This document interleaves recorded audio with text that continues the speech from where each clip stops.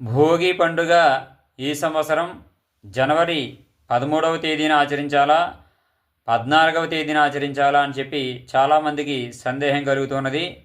ఈ సందేహానికి ప్రధానమైన కారణం ఏమిటండి అనగా, చాలా క్యాలెండర్లో 13వ తేదీ భోగి అని చెప్పి రాయడం జరిగినది.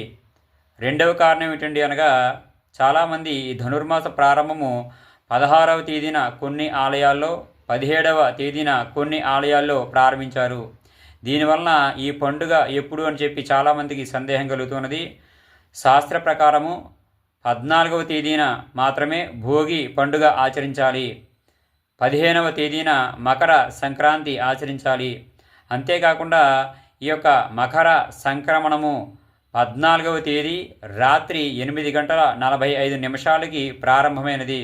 కావున 14వ తేదీ రాత్రి నుండి కూడా ఈ సంక్రమణం జరిగింది కాబట్టి 15వ తేదీ మకర సంక్రాంతి, 16వ తేదీ కనుమ పండుగ ఆచరించాలి. కావున ఎటువంటి సందేహం లేకుండా 14వ తేదీనే భోగి పండుగ ఆచరించాలి. కావున తెలియని వారికి ఈ యొక్క విషయాన్ని ప్రతి ఒక్కరు కూడా తెలియజేయండి. హరే శ్రీనివాసాయ, ఓం నమో వెంకటేశాయ.